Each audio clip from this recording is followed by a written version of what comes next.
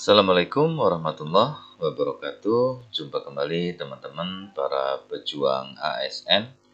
Hari ini kita akan melakukan sesi latihan soal ya untuk P3K, kompetensinya manajerial untuk semua formasi.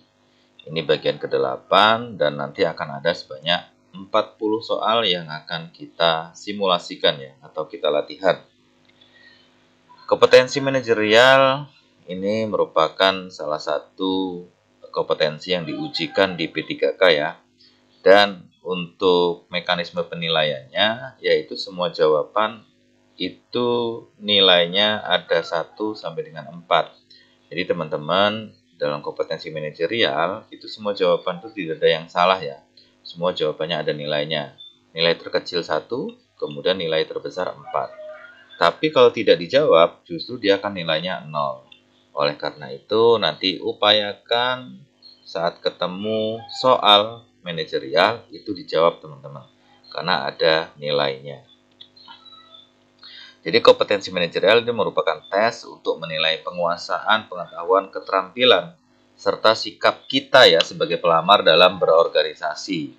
Jadi di situ ada integritas, kerjasama, komunikasi, orientasi hasil, pelayanan publik, pengembangan diri orang lain, pengelolaan perubahan, kemudian pengambilan keputusan. Nah, nanti soal-soal yang kita simulasikan atau kita latihan yang kita bahas jawaban yang dia itu poin tertinggi saja, yaitu poin 4 ya teman-teman ya. Jadi yang kita bahas jawaban yang poin 4 saja. Poin 1, 2, dan 3 tidak kita bahas secara detail. Jadi yang kita bahas hanya poin 4. Baiklah teman-teman, kita langsung saja menuju simulasi soal yang pertama. Seorang manajer keuangan mengetahui bahwa laporan keuangan kuartalan menunjukkan hasil yang jauh di bawah ekspektasi. Atasannya menyarankan untuk menunda pengakuan kerugian hingga kuartal berikutnya agar laporan terlihat lebih baik. Apa tindakan yang paling mencerminkan integritas? A. Menunda pengakuan kerugian untuk menjaga kepercayaan investor. B. Mengikuti instruksi atasan karena ia bertanggung jawab atas laporan akhir. C. Melaporkan kerugian sesuai periode terjadinya dan menjelaskan alasannya secara terbuka. D. Mengajukan revisi teknis pada metode akuntansi untuk mengurangi kerugian di atas kertas. Jawaban poin tinggi ada di jawabannya.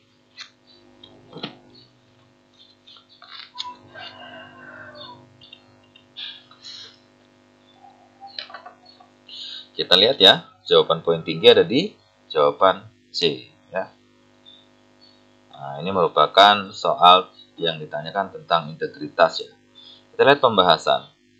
Melaporkan kerugian secara akurat adalah cerminan dari integritas, sekalipun konsekuensinya negatif. Pilihan lain itu hanya menunjukkan kompromi terhadap kejujuran dan manipulasi data.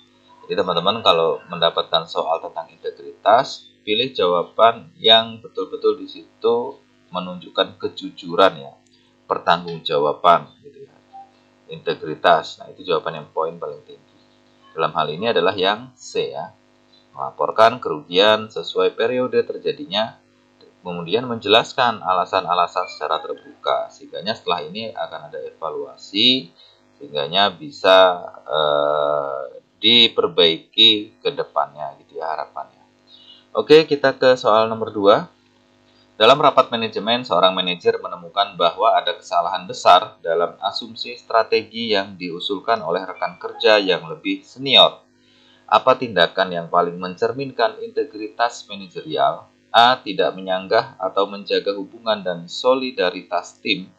B. Memberi kritik secara pribadi setelah rapat selesai. C. Mengungkapkan kekeliruan secara langsung dalam rapat dengan argumen yang jelas. D. Menunggu sampai ada yang lain yang menyadari kesalahan tersebut. Jawaban poin tinggi ada di jawaban yang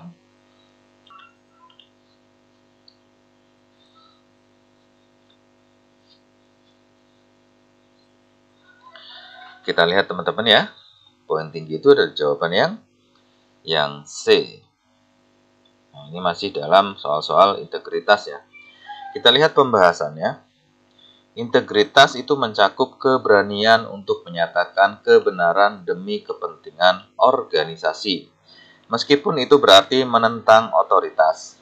Pilihan C itu menunjukkan sikap jujur, ya, bertanggung jawab, dan berorientasi pada kepentingan kolektif di atas kepentingan pribadi. Ya, sekali lagi kalau ketemu soal-soal integritas, pilih jawaban yang di situ menunjukkan sikap kejujuran, ya, sikap bertanggung jawab, ya, sikap yang dia itu berorientasi pada kepentingan organisasi, kepentingan bersama, dan lain sebagainya. Nah, berarti di sini dalam hal ini ya, itu yang C yang menunjukkan itu, teman-teman.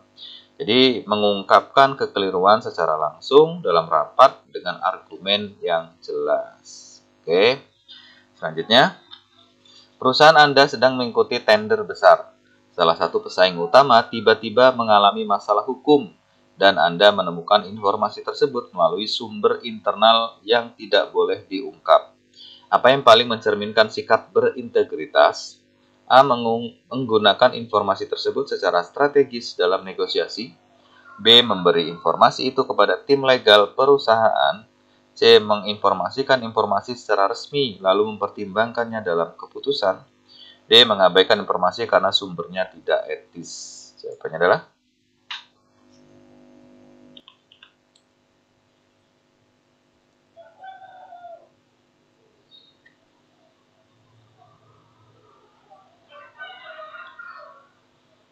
kita lihat ya. Jawaban dengan poin tertinggi itu ada di D. Kenapa di D? Kita lihat pembahasannya. Menggunakan informasi dari sumber yang tidak etis itu melanggar prinsip integritas. Meskipun informasi tersebut itu dapat memberikan keunggulan kompetitif. Integritas itu menuntut keputusan berdasarkan transparansi dan legalitas. Jawaban D itu menunjukkan kesadaran etis dan tanggung jawab moral, ya. Jadi poin tingginya ada di D ya, sesuai dengan pembahasan tadi. Mengabaikan informasi karena sumbernya tidak etis, gitu ya. Selanjutnya, seorang manajer HR menemukan bahwa salah satu karyawan berprestasi memalsukan data riwayat akademiknya. Tetapi karyawan tersebut telah memberikan kontribusi besar selama bertahun-tahun. Apa langkah terbaik berdasarkan integritas? A. Melaporkan temuan tersebut sesuai kebijakan perusahaan dan prosedur hukum yang berlaku. B. Menutup mata terhadap informasi tersebut karena tidak merugikan perusahaan secara langsung. C. Memberikan peringatan dan membiarkannya tetap bekerja karena kontribusinya. D. Menghadapi karyawan secara pribadi dan memintanya mengundurkan diri secara sukarela. Oke. Jadi ada karyawan yang berprestasi, tapi dia memasukkan data riwayat akademiknya. Nah, apa yang kita lakukan? Silakan dijawab. Poin tertinggi ada di jawaban yang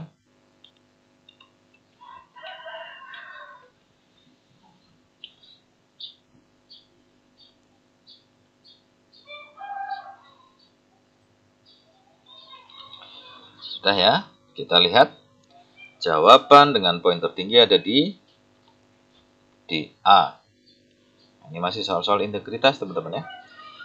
Pembahasan integritas menuntut kepatuhan terhadap prosedur dan kebijakan yang berlaku. Menutup mata atau mengambil keputusan sepihak dapat menciptakan presiden buruk. Pilihan A adalah bentuk tanggung jawab profesional dan integritas institusional. Jadi poin paling tinggi itu ada di A, yaitu melaporkan temuan tersebut sesuai kebijakan perusahaan dan prosedur hukum yang berlaku. Nah, sehingga nanti keputusannya ada di pimpinan atau di hukum ya, gitu. Bukan keputusan secara sepihak oleh kita. Oke, selanjutnya. CEO baru perusahaan ingin mempercepat pertumbuhan dengan mengurangi tahapan evaluasi proyek investasi. Sebagai CEO, Anda merasa hal ini membahayakan keberlanjutan keuangan jangka panjang. Apa yang mencerminkan sikap penuh integritas? A. Menyampaikan kekhawatiran secara terbuka dengan data pendukung. B. Mengikuti arahan karena itu adalah perintah dari CEO. C. Menyesuaikan laporan keuangan agar hasil proyek tampak lebih menjanjikan. D. Memberi peringatan secara tertulis lalu menunggu perkembangan selanjutnya. Jawabannya adalah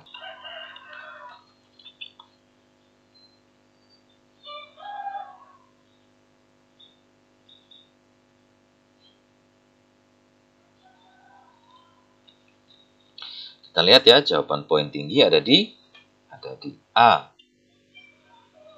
Pembahasan sikap integritas mencakup keberanian menyampaikan pandangan yang berbeda jika hal tersebut berdampak pada keberlanjutan dan etika organisasi.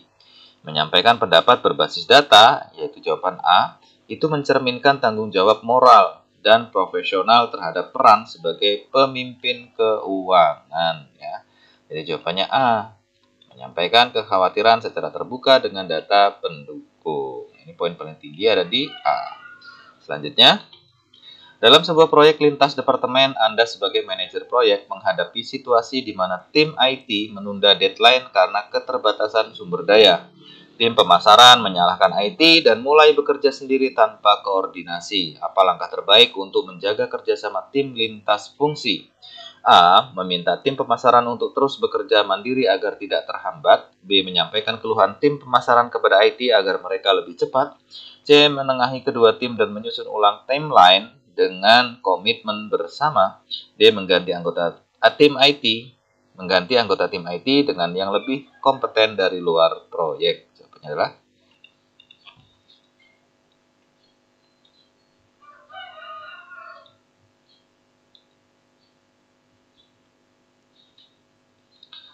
kita lihat ya, poin tinggi ada di jawaban yang C. Nah, soal ini merupakan soal-soal kerjasama ya teman-teman. Kita lihat pembahasan. Kerjasama yang efektif membutuhkan kolaborasi, empati, dan koordinasi antar tim. Menengahi konflik dan menyusun kembali timeline bersama menunjukkan kepemimpinan kolaboratif, menciptakan rasa kepemilikan bersama atas solusi, dan mendorong sinergi. Ya, kalau ketemu soal-soal yang menuntut kerjasama, jadi pilihlah jawaban yang itu sifatnya adalah kebersamaan ya, bukan individual. Nah, itu kuncinya teman-teman. Jadi di sini dalam hal ini ya jawabannya adalah yang C yang menunjukkan kerjasama ya, menunjukkan yang kebersamaan, yaitu menengahi kedua tim, menyusun ulang timeline dengan komitmen bersama ya, dengan komitmen bersama. Jadi poin tinggi ada di C. Selanjutnya, dalam proses pengambilan keputusan strategis, Anda menyadari bahwa suara dari tim junior cenderung diabaikan oleh senior. Namun, ide-ide mereka sebenarnya sangat relevan. Apa tindakan yang paling mencerminkan kompetensi manajerial berbasis kerjasama? A. Menyampaikan ide-ide junior sebagai pendapat Anda agar lebih didengar. B. Mengadakan sesi brainstorming terbuka dengan fasilitas netral. C. Meminta junior untuk menyampaikan langsung pendapat mereka tanpa intervensi. D. Menyampaikan pada manajemen bahwa senior tidak menghargai kontribusi junior. Jawabannya adalah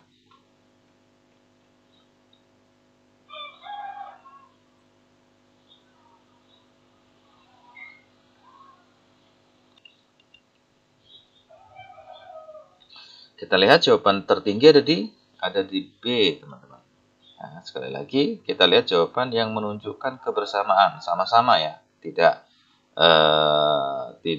individual.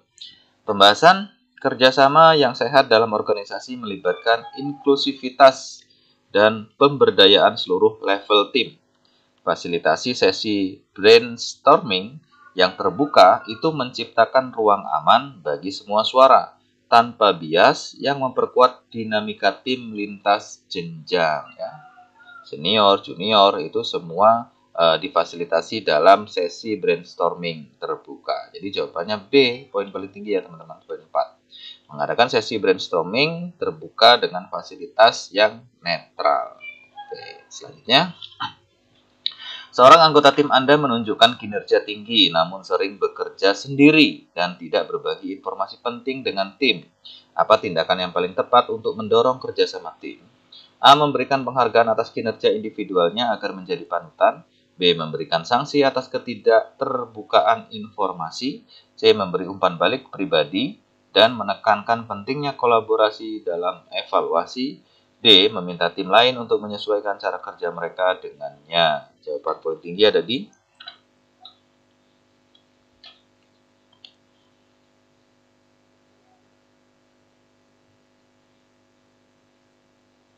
kita lihat ya, poin tinggi ada di yang C. Kenapa C? Kita lihat pembahasan. Kompetensi kerjasama bukan hanya tentang hasil, tetapi juga proses. Memberikan umpan balik personal dan mengaitkan evaluasi dengan kolaborasi itu mendorong pemahaman tentang nilai kerja tim serta mempromosikan perilaku kolektif. Ya. Jadi menunjukkan kebersamaan itu adalah yang C. Jadi poin tingginya di C ya. Memberi umpan balik pribadi dan menekankan pentingnya kolaborasi dalam tim. Ya, kolaborasi ini kuncinya dalam evaluasi ya. Selanjutnya, dalam proyek internasional Anda bekerja dengan tim multinasional yang memiliki perbedaan budaya kerja signifikan. Terdapat miskomunikasi yang membuat proyek terhambat. Strategi manajerial apa yang paling mencerminkan kerjasama lintas budaya? A. Mengadopsi cara kerja tim mayoritas agar tidak terjadi konflik. B. Menetapkan standar kerja tunggal agar semua tim mengikuti proses yang sama. C. Mendorong dialog antar tim untuk menyepakati pola kerja yang adaptif ya dan saling menghargai. D. Meminta tim yang paling sulit beradaptasi untuk diganti dengan yang lebih fleksibel. Poin 3 tadi.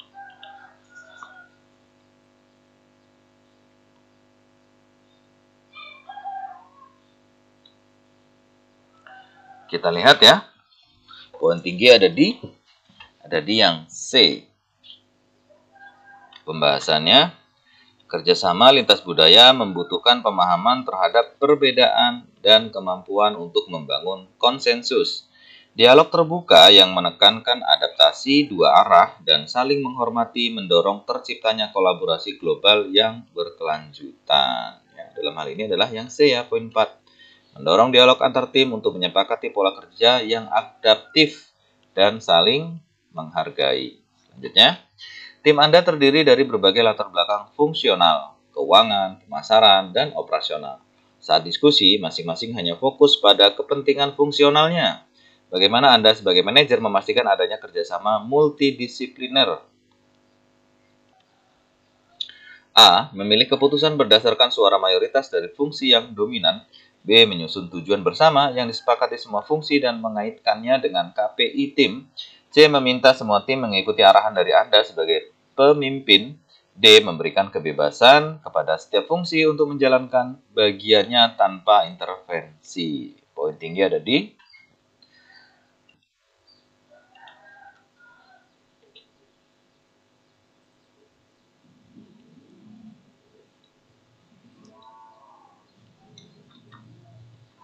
Kita lihat ya, jawabannya ada di B. Pembahasan kerjasama multidisipliner membutuhkan penyelarasan tujuan dan insentif bersama. Menyusun shared goals dan menghubungkannya dengan evaluasi tim menciptakan rasa tanggung jawab kolektif yang menjadi fondasi kerjasama antar fungsi. Jadi jawabannya adalah yang B ya, menyusun tujuan bersama yang disepakati semua fungsi dan mengaitkannya dengan KPI tim. Selanjutnya, seorang manajer operasi menghadapi resistensi dari timnya terhadap perubahan sistem kerja. Setelah menjelaskan manfaatnya dalam rapat, resistensi tetap tinggi. Apa pendekatan komunikasi paling efektif selanjutnya? A. Mengirimkan email resmi yang menjelaskan kembali keuntungan sistem baru. B. Mengadakan diskusi kelompok kecil untuk mendengar kekhawatiran langsung dari anggota tim. C. Memberikan insentif kepada karyawan yang cepat beradaptasi. Atau D. Menugaskan supervisor untuk mengawasi kepatuhan terhadap sistem baru. Poin tinggi ada di jawabannya.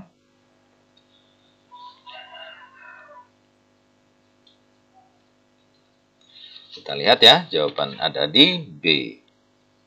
Pembahasannya, kompetensi komunikasi yang efektif tidak hanya menyampaikan informasi, tetapi juga menciptakan dialog dua arah.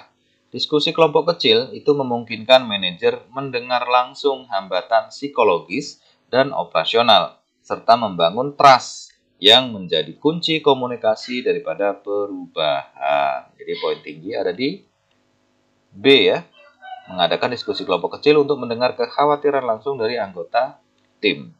Selanjutnya, dalam rapat manajemen, seorang direktur menyampaikan ide secara dominan dan memotong pembicaraan peserta lain.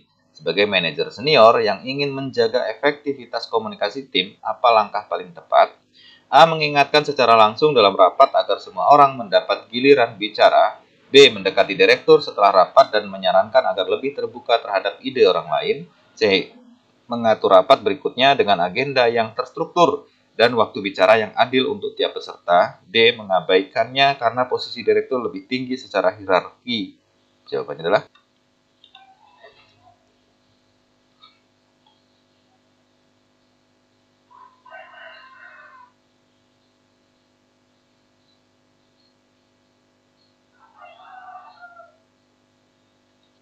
kita lihat ya. Poin tinggi ada di jawaban yang C.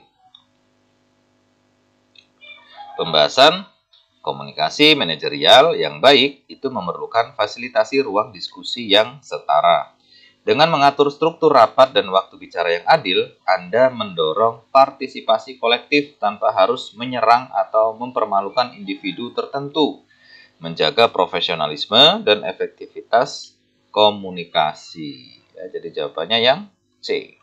Mengatur rapat berikutnya dengan agenda yang terstruktur dan waktu bicara yang adil untuk setiap peserta. Nah, ini poin tinggi, poin 4. Selanjutnya, Anda memimpin tim global yang tersebar di beberapa zona waktu dengan latar budaya berbeda. Salah satu tantangan yang sering terjadi adalah miskomunikasi dalam penggunaan istilah teknis. Solusi terbaik adalah A. Menyusun glosarium istilah teknis bersama dan membuat pedoman komunikasi tim. B. Menyeragamkan komunikasi hanya dalam satu bahasa resmi perusahaan. C. Meminta setiap anggota tim menyesuaikan diri dengan gaya komunikasi Anda. D. Menghindari diskusi teknis dalam pertemuan virtual dan menyampaikannya dalam dokumen tertulis. Poin tinggi dari jawaban yang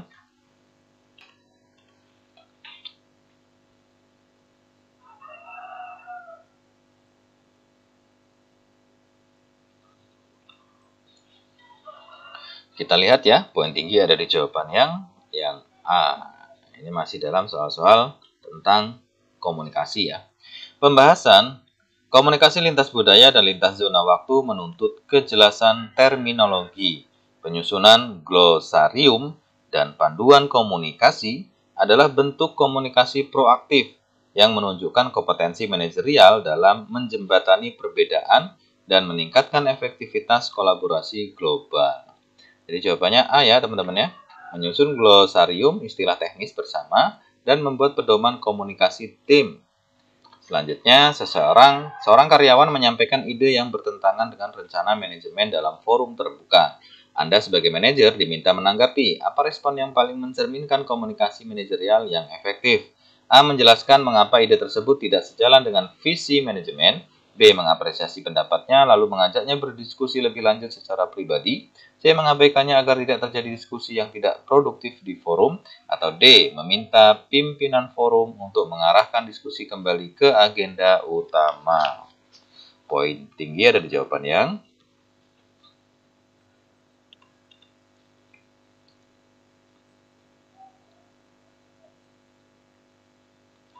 kita lihat ya. Poin tinggi ada di B. Pembahasan komunikasi manajerial menuntut empati, keterbukaan, dan diplomasi. Dengan mengapresiasi ide secara terbuka dan melanjutkannya dalam percakapan pribadi, Anda menunjukkan penghargaan terhadap kontribusi tim sekaligus menjaga fokus forum. Ya. Di jawabannya B, poin tingginya ya, mengapresiasi pendapatnya lalu mengajaknya berdiskusi lebih lanjut secara pribadi. Selanjutnya, tim Anda gagal mencapai target kuartal ini. Anda harus menyampaikan hasil ini dalam town hall kepada seluruh karyawan. Pendekatan komunikasi yang paling tepat adalah A. Menyampaikan data hasil secara objektif tanpa banyak penjelasan agar tidak memperkeruh suasana. B. Menekankan alasan eksternal yang menyebabkan kegagalan untuk menjaga moral tim. C. Menyampaikan kegagalan dengan jujur, lalu menjelaskan pelajaran yang diambil dan langkah perbaikan ke depan. D. Menunda pengumuman sampai situasi membaik agar karyawan tetap termotivasi. Poin tinggi ada di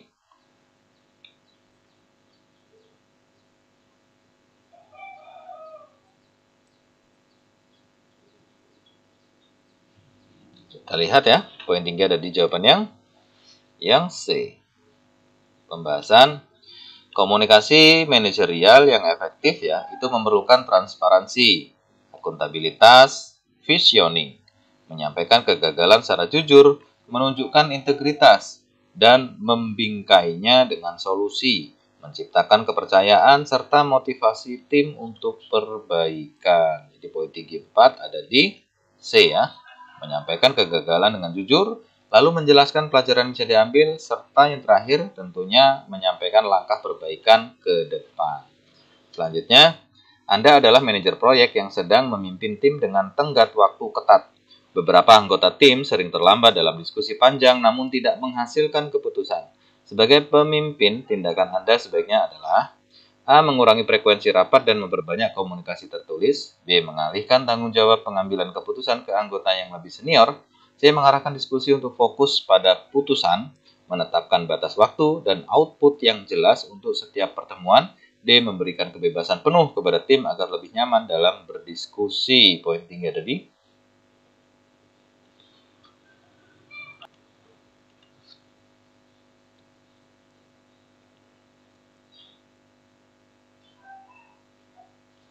Kita lihat poin tinggi ada di C. Pembahasan komunikasi yang berorientasi hasil harus efektif, terstruktur, dan diarahkan pada pengambilan keputusan, menetapkan batas waktu dan tujuan rapat, memastikan diskusi tetap produktif, dan berkontribusi langsung pada pencapaian target proyek. Jadi poin tinggi ada di C ya, poin 4 ya.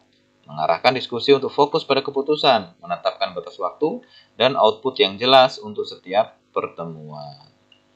Selanjutnya, seorang manajer penjualan harus menyampaikan hasil kinerja yang di bawah target kepada timnya. Agar komunikasi tetap memotivasi dan mengarah pada perbaikan, pendekatan terbaik adalah A. Menyampaikan hasil dengan tegas dan menyalahkan faktor eksternal. B. Menyampaikan data secara lugas disertai analisis penyebab dan rencana strategis untuk kuartal berikutnya. C. Menyampaikan secara halus tanpa menyebutkan kegagalan untuk menjaga moral tim. D. Fokus pada pencapaian individu tanpa membahas performa tim secara keseluruhan. Poin tinggi ada di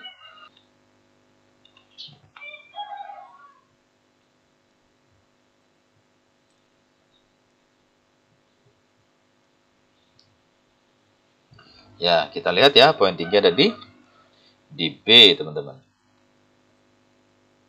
Pembahasan komunikasi berorientasi hasil membutuhkan kejelasan data, identifikasi akar masalah, dan penyampaian rencana konkret untuk perbaikan. Hal ini menjaga akuntabilitas sekaligus membangun semangat perbaikan kolektif, bukan sekedar kritik ya. Jadi poin tinggi ada di B, teman-teman ya. Poin 4. Yaitu menyampaikan data secara lugas disertai analisis penyebab dan rencana strategis untuk kuartal berikutnya. Selanjutnya, selama proses transformasi digital, tim Anda menunjukkan resistensi terhadap sistem baru. Sebagai manajer, Anda ingin menyampaikan urgensi perubahan secara strategis. Komunikasi yang dilakukan akan A. Menekankan bahwa sistem ini perintah dari direksi dan wajib dijalankan. B. Menggunakan narasi visioner untuk menggambarkan dampak positif dari perubahan terhadap pencapaian kinerja tim. C. Mengadakan pelatihan teknis dan menghindari pembahasan tentang alasan bisnis di balik perubahan. Atau D. Mengandalkan email resmi sebagai saluran komunikasi utama. Poin tinggi ada di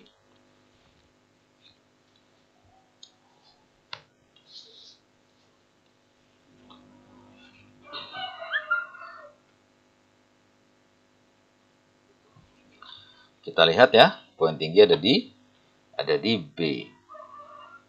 Pembahasan komunikasi yang berorientasi hasil itu harus mampu mengaitkan perubahan dengan value yang relevan bagi tim.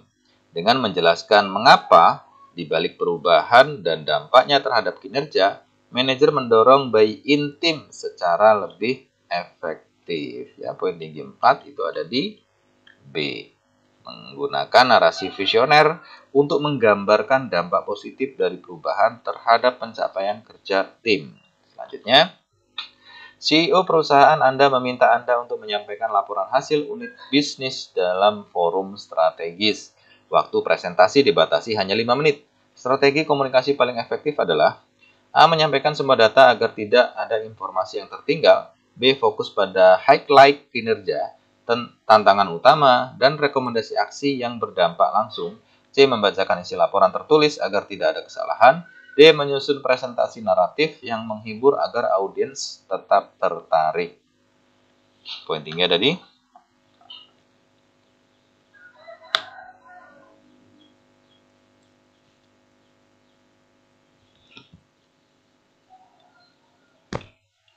kita lihat ya, poin tinggi ada di jawaban yang B. Pembahasan dalam komunikasi berorientasi hasil, kemampuan untuk menyaring informasi penting dan menyampaikannya secara ringkas namun berdampak adalah kunci. Fokus pada data kunci dan rekomendasi membuat presentasi menjadi alat strategis, bukan sekedar laporan informatif. Ya, jadi poin 4 itu ada di B. Fokus pada highlight kinerja, tantangan utama, dan rekomendasi aksi yang berdampak langsung. Selanjutnya, sebagai manajer unit kerja, Anda menyadari bahwa tim Anda sering menerima arahan yang tidak konsisten dari berbagai atasan lintas divisi. Untuk memastikan komunikasi tetap mendukung pencapaian hasil, pendekatan terbaik Anda adalah A. Mengarahkan tim untuk mengikuti perintah dari pihak dengan jabatan tertinggi. B. Meneruskan semua arahan kepada tim dan membiarkan mereka menyesuaikan diri. C. Mengkonsolidasikan arahan dan mengomunikasikan versi yang disepakati bersama secara jelas kepada tim. D. Meminta tim untuk menolak instruksi yang tidak datang dari Anda langsung. Poin tinggi ada di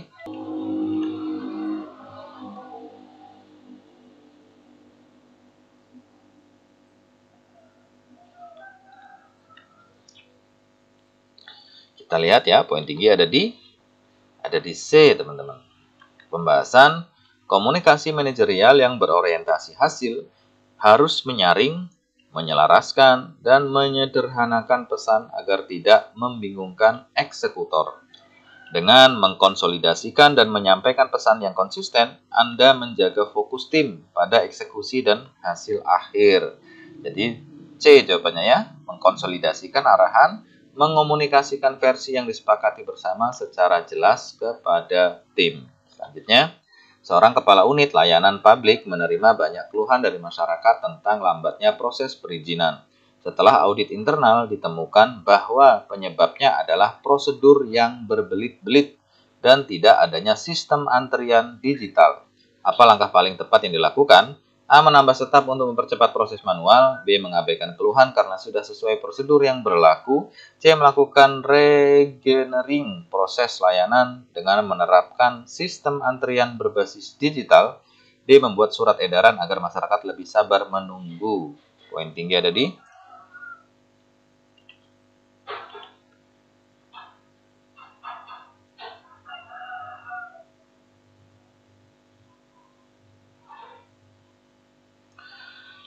Oke ya, kita lihat poin tinggi ada di jawaban yang C.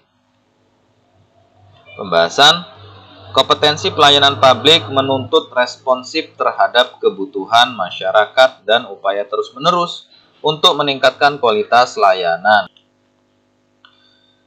Reengineering proses adalah pendekatan manajerial strategis yang mengutamakan efisiensi dan kepuasan publik, bukan sekedar penambahan sumber daya. Jadi poin 3 dari C ya, melakukan reengineering proses layanan dan menerapkan sistem antrian berbasis digital.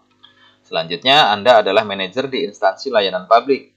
Saat menyusun indikator kinerja tahunan, Anda ingin memastikan bahwa orientasi pada kepuasan masyarakat tercermin dalam pengukuran kinerja.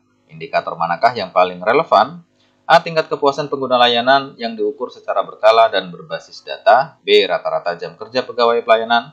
C. Jumlah pegawai yang dilatih dalam pelayanan prima. Atau D. Jumlah laporan kegiatan internal setiap kuartal. Poin tinggi ada di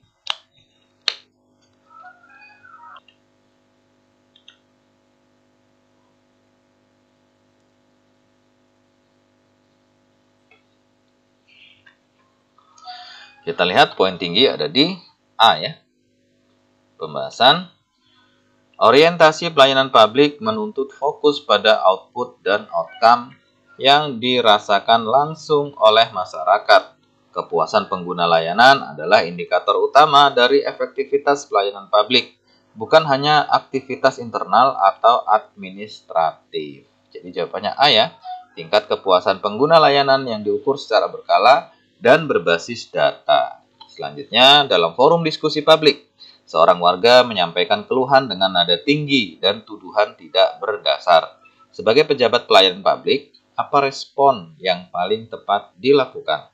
A. Membantah tuduhan dengan tegas agar tidak mencoreng nama institusi. B. Menunda respon dan meminta warga menyampaikan secara tertulis. C. Menanggapi dengan empati, mencatat keluhan, dan menjelaskan proses penyelesaiannya secara terbuka.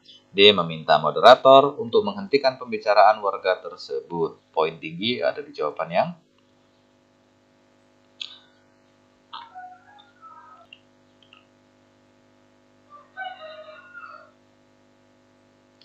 kita lihat ya, poin tinggi ada di jawaban yang C.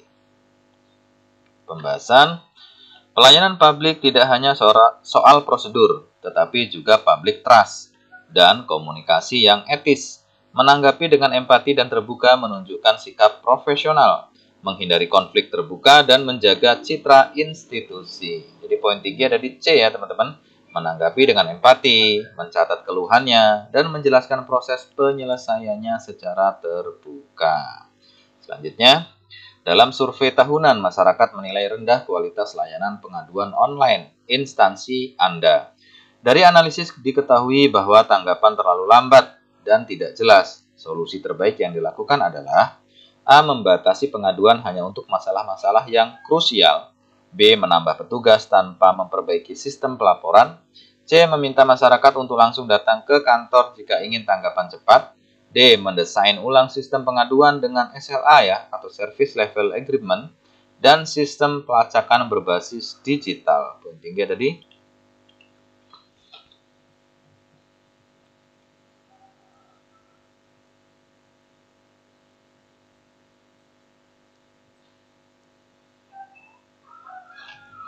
kita lihat ya, poin tinggi ada di D.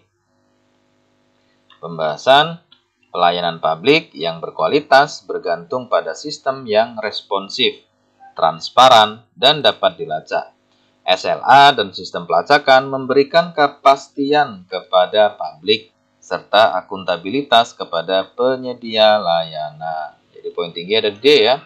Mendesain ulang sistem pengaduan dengan SLA dan sistem pelacakan berbasis digital. Selanjutnya, seorang ASN di unit layanan terpadu seringkali bersikap ramah hanya kepada pengguna layanan yang berpenampilan meyakinkan dan kurang ramah kepada warga dari kalangan ekonomi bawah. Apa tindakan paling tepat sebagai atasan langsung? A. Memberi teguran lisan dan berharap perilakunya berubah. B. Memindahkannya ke bagian administrasi internal agar tidak lagi berinteraksi dengan masyarakat. C. Memberi pelatihan ulang tentang etika pelayanan publik dan melakukan monitoring perilaku secara berkala. Atau D. Mengabaikannya karena selama ini ia bekerja cepat dan tidak pernah terlambat. Poin tinggi ada di jawabannya.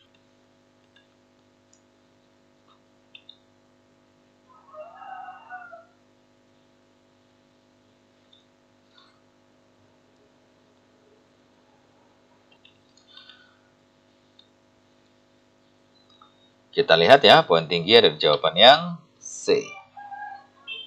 Pembahasan, sikap diskriminatif bertentangan dengan prinsip pelayanan publik yang adil dan inklusif. Solusi manajerial harus bersifat edukatif dan sistemik, bukan hanya hukuman atau pengalihan masalah. Pelatihan dan monitoring adalah bentuk penguatan kompetensi jangka panjang. Ya, poin.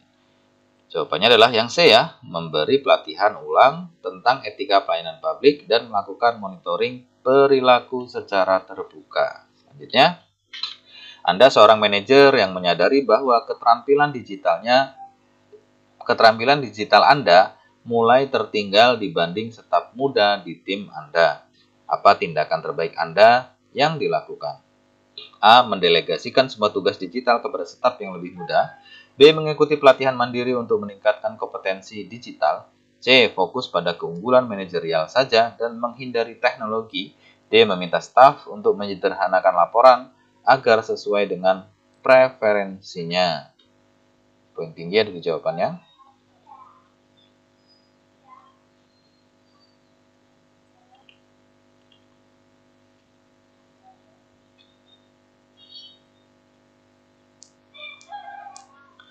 Kita lihat ya, poin tinggi ada di jawaban yang B. Pembahasan kompetensi pengembangan diri menuntut kesadaran reflektif dan kemauan belajar berkelanjutan, lifelong learning. Mengikuti pelatihan mandiri menunjukkan inisiatif, adaptabilitas, dan komitmen untuk relevan dengan perkembangan zaman, bukan sekedar bertahan pada zona nyaman. Jadi, jawaban yang poin tinggi ada di B. Mengikuti pelatihan mandiri untuk meningkatkan kompetensi digital. Selanjutnya, Anda memiliki anggota tim yang berpotensi tinggi, namun kurang percaya diri dalam menyampaikan ide di forum formal. Sebagai manajer, pendekatan terbaik untuk membantu adalah A. Memberi tugas teknis saja agar dia tidak perlu bicara di forum. B. Memintanya belajar dari tim lain yang lebih berani menyampaikan ide. C. Memberi coaching ya, personal dengan kesempatan bertahap untuk tampil di dalam forum. D. Menyampaikan idenya atas nama dia agar tetap terdengar di forum. Poin tinggi ada di jawaban yang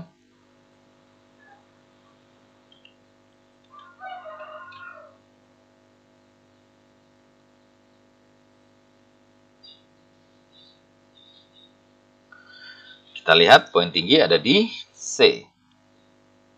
Pembahasan pengembangan orang lain mencakup pendampingan, pemberdayaan, dan penciptaan atau learning opportunity. Coaching personal serta pendekatan bertahap membangun kepercayaan diri, menciptakan pengalaman belajar yang aman, dan menumbuhkan kemandirian jangka panjang. Jadi poin tinggi ada di C. Memberi coaching personal dan kesempatan bertahap untuk tampil di forum. Selanjutnya, dalam evaluasi kinerja, Anda menemukan bahwa beberapa anggota tim mengulang kesalahan yang sama meskipun telah ditegur. Apa pendekatan yang paling efektif? A. Memberi hukuman yang lebih tegas agar memberi efek jera. B. Mengganti mereka dengan staf baru yang lebih siap. C. Menyediakan pelatihan dan mentoring yang terstruktur berdasarkan analisis kebutuhan pengembangan. D. Menugaskan mereka di bagian lain agar tidak mengganggu kinerja tim utama. Poin tinggi ada di jawaban yang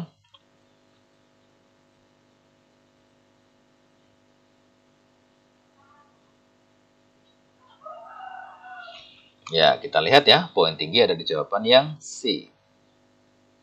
Pembahasan kesalahan yang berulang seringkali menunjukkan adanya kesenjangan kompetensi.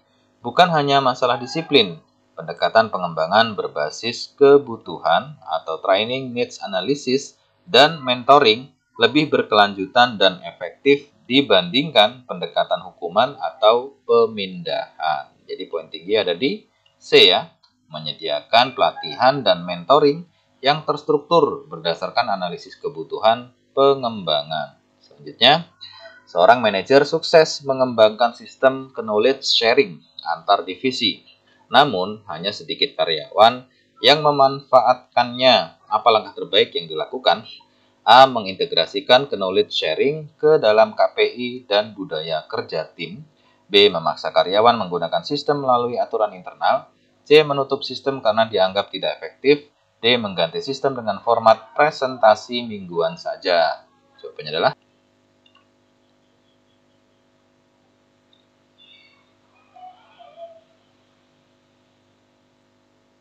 ya, kita lihat ya. Poin tinggi ada di jawaban yang A. Pembahasan pengembangan orang lain dalam skala organisasi memerlukan sistem yang terintegrasi dengan budaya dan insentif. Ketika knowledge sharing menjadi bagian dari evaluasi dan budaya, partisipasi akan meningkat karena dirasakan relevan dan bernilai bagi individu maupun tim. Ya. Jadi poin tinggi ada di A ya, mengintegrasikan knowledge sharing ke dalam KPI dan budaya tim. Di dalam soal-soal manajerial, teman-teman, kalau ada jawaban yang konotasinya negatif, itu bisa langsung kita eliminasi ya. Misalnya kayak seperti ini ya. Di B ini memaksa karyawan, ini udah nggak usah perlu dibaca selanjutnya, ini pasti nilainya kecil. Kemudian mengganti ya, ini juga pasti nilainya kecil. Karena kita dituntut dalam manajerial itu bisa beradaptasi, bisa menyesuaikan, belajar sesuatu yang baru, harus mampu gitu ya, bukan mengganti. Apalagi ini menutup ya, menghilangkan, memaksa, ini konotasinya kan kurang pas, sehingga pasti nilainya kecil. Itu salah satu trik. Oke, selanjutnya Anda ditugaskan untuk menjadi mentor bagi seorang manajer junior. Namun karena kesibukan, Anda jarang menyempatkan waktu untuk sesi mentoring. Apa langkah yang paling tepat dilakukan? A. Menyerahkan tanggung jawab mentoring kepada orang lain yang lebih tersedia. B. Mengubah bentuk mentoring menjadi micro-learning berbasis percakapan singkat dan terjadwal. C. Memberikan referensi, buku, dan materi belajar tanpa pendampingan. Atau D. Menunda program mentoring hingga waktu Anda lebih longgar. Poin tinggi ada di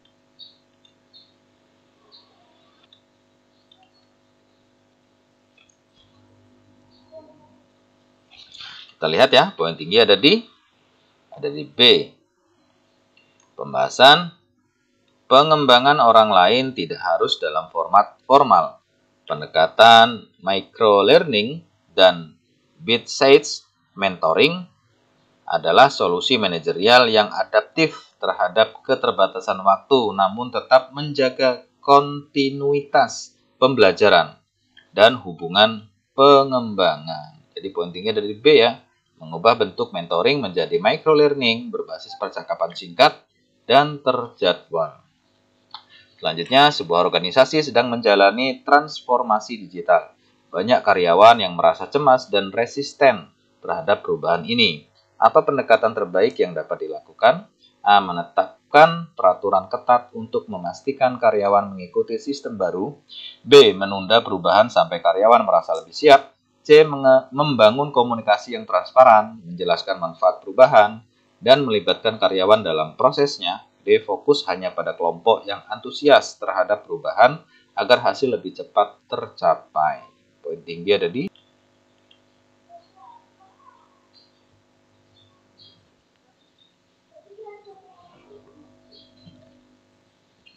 kita lihat poin tinggi ada di C. Pembahasan mengelola perubahan membutuhkan keterlibatan dan komunikasi yang jelas. Karyawan cenderung menolak perubahan jika merasa tidak dilibatkan atau tidak memahami alasan dibaliknya. Pendekatan kolaboratif dan transparan membangun buy-in dan mengurangi resistensi daripada karyawan ya. Jadi poin tinggi ada di C ya. Membangun komunikasi yang transparan, menjelaskan manfaat perubahan, dan melibatkan karyawan dalam prosesnya. Selanjutnya, seorang manajer ingin menerapkan struktur kerja baru yang lebih lincah, agile. Namun, struktur lama sudah tertanam kuat dalam budaya organisasi. Apa strategi yang paling efektif dilakukan? A. Langsung menerapkan struktur baru tanpa transisi agar efisiensi segera tercapai. B. Melakukan uji coba ya, pilot project, pada suatu unit kecil sebelum diimplementasikan secara luas. C. Menunggu arahan resmi dari pimpinan puncak sebelum mengambil langkah apapun. D. Memberi tekanan kepada semua tim agar cepat beradaptasi. Poin tinggi adalah yang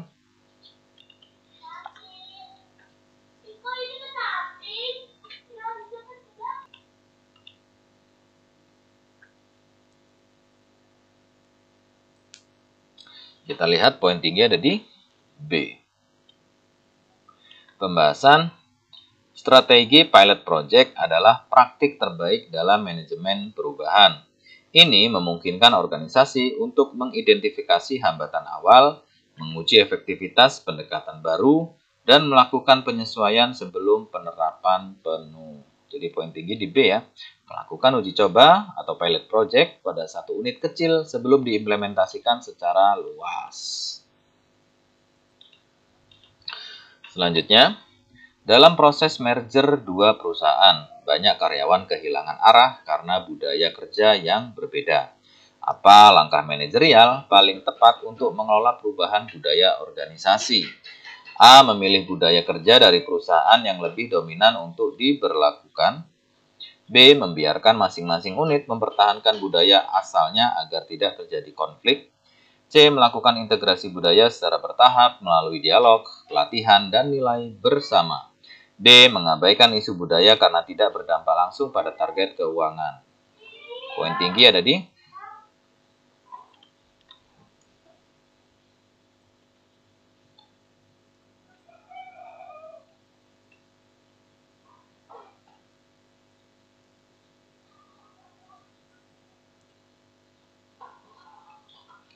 Ya, kita lihat ya, poin tinggi ada di C.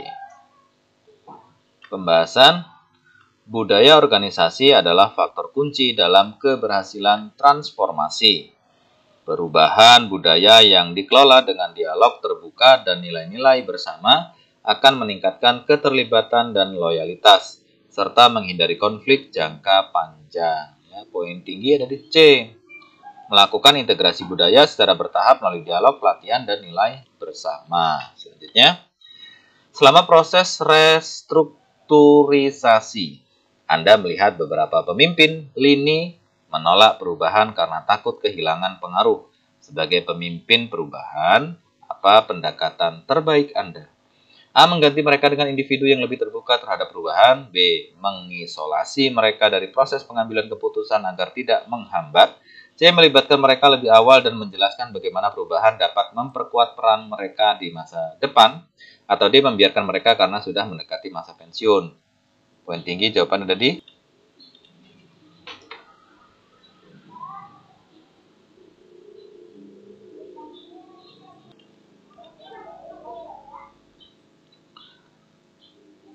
Kita lihat poin tinggi ada di C. Pembahasan mengelola pemimpin menengah adalah tantangan klasik dalam perubahan organisasi. Dengan melibatkan mereka sebagai bagian dari solusi dan menunjukkan keuntungan perubahan, mereka lebih mungkin menjadi agen perubahan daripada hambatan. Jadi poin tinggi ada di C ya. Melibatkan mereka lebih awal dan menjelaskan bagaimana perubahan dapat memperkuat peran mereka di masa depan. Selanjutnya, setelah implementasi sistem kerja hybrid, Anda menemukan penurunan kolaborasi lintas tim. Apa intervensi manajerial terbaik untuk mengelola perubahan ini secara berkelanjutan? A. Menarik kembali kebijakan hybrid dan mewajibkan kerja penuh di kantor. B. Memberi kebebasan penuh kepada tiap tim untuk menentukan pola kerja masing-masing. C. Mengurangi jumlah proyek kolaboratif agar tidak terganggu oleh keterbatasan komunikasi. D. Mendesain ulang proses kerja kolaboratif dengan memanfaatkan teknologi dan menyusun standar komunikasi lintas tim. Poin tinggi ada di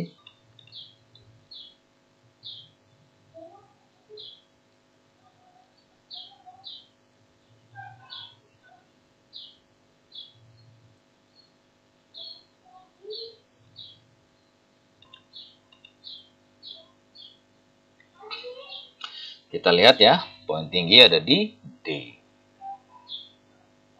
Pembahasan mengelola perubahan berarti juga menyesuaikan proses kerja agar relevan dengan situasi baru. Pendekatan strategis adalah menciptakan sistem dan kebiasaan kerja yang mendukung kolaborasi meskipun dalam format hybrid, bukan kembali ke masa lalu. Jadi poin tinggi ada di D. Mendesain ulang proses kerja kolaboratif dengan memanfaatkan teknologi dan menyusun standar komunikasi lintas tim. Selanjutnya, seorang manajer sedang menghadapi masalah produktivitas yang menurun di timnya. Ia memutuskan untuk menggunakan pendekatan rational decision making. Apa langkah pertama yang harus ia ambil menurut model tersebut? A. Mengevaluasi alternatif yang tersedia. B. Mengembangkan kriteria pengambilan keputusan. C. Mengidentifikasi masalah secara jelas. Atau D. Memilih solusi terbaik. Intinya tadi.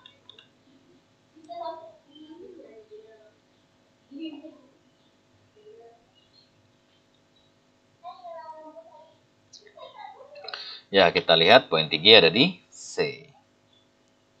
Pembahasan model pengambilan keputusan rasional terdiri dari beberapa langkah. Identifikasi masalah, pengumpulan informasi, pengembangan kriteria, identifikasi alternatif, evaluasi alternatif, pemilihan alternatif terbaik, implementasi dan evaluasi hasil. Langkah pertama yang harus dilakukan adalah mengidentifikasi masalah secara jelas, yaitu jawaban C ya. Tanpa pemahaman yang tepat terhadap masalah, seluruh proses bisa bias ya. Seluruh proses bisa bias atau keliru. Jadi poinnya ada di C ya, poin tinggi ya. Yang pertama itu mengidentifikasi masalah tentunya secara jelas. Selanjutnya, seorang manajer dihadapkan pada situasi krisis di mana waktu untuk mengambil keputusan sangat terbatas. Hal terbaik yang dilakukan dalam kondisi ini adalah A. Kemampuan analisis jangka panjang. B. Delegasi tugas kepada tim. C. Pengambilan keputusan cepat dan tepat. D. Peningkatan komunikasi internal. Poin tinggi ada di jawaban yang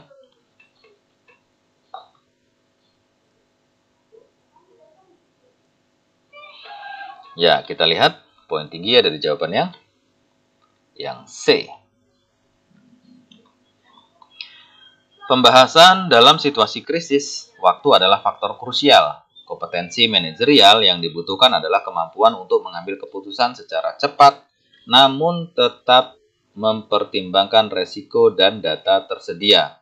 Analisis jangka panjang, jawaban A, dan komunikasi internal, jawaban D, penting, tetapi bukan prioritas utama dalam situasi darurat. Kalau situasi darurat, tentunya yang C yang paling tepat ya, yaitu pengambilan keputusan cepat tentunya tepat.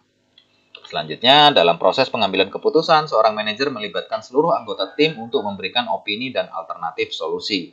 Ini menunjukkan penggunaan A. Kepemimpinan otokratis, B. Gaya keputusan partisipatif, C. Delegasi penuh tanggung jawab, atau D. Gaya transaksional. Poin tinggi ada di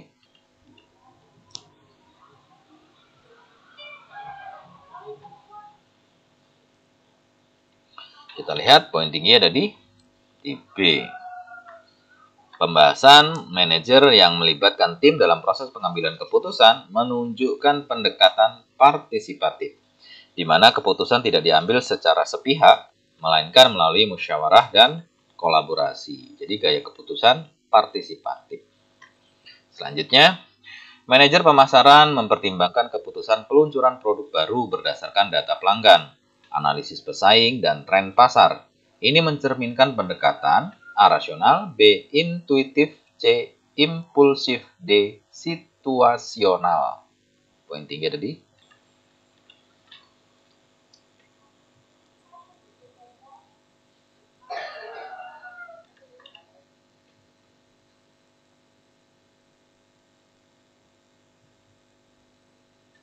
kita lihat poin tinggi ada di jawaban yang A. Rasional. Pembahasan pendekatan rasional dalam pengambilan keputusan didasarkan pada data, logika, dan analisis sistematis. Ini berbeda dengan pendekatan intuitif yang lebih mengandalkan perasaan atau pengalaman pribadi. Jadi jawabannya rasional. Selanjutnya, salah satu tantangan utama dalam pengambilan keputusan manajerial adalah A. Ketersediaan terlalu banyak alternatif, B. Tidak adanya kebutuhan untuk pengambilan resiko, C. Tidak adanya data sama sekali, atau D. Semua keputusan selalu benar. Poin tinggi ada di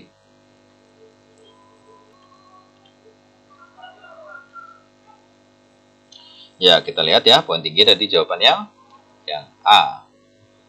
Pembahasan dalam praktik manajerial terlalu banyak alternatif bisa menyebabkan analisis paralisis, di mana pengambilan keputusan kesulitan memilih opsi terbaik.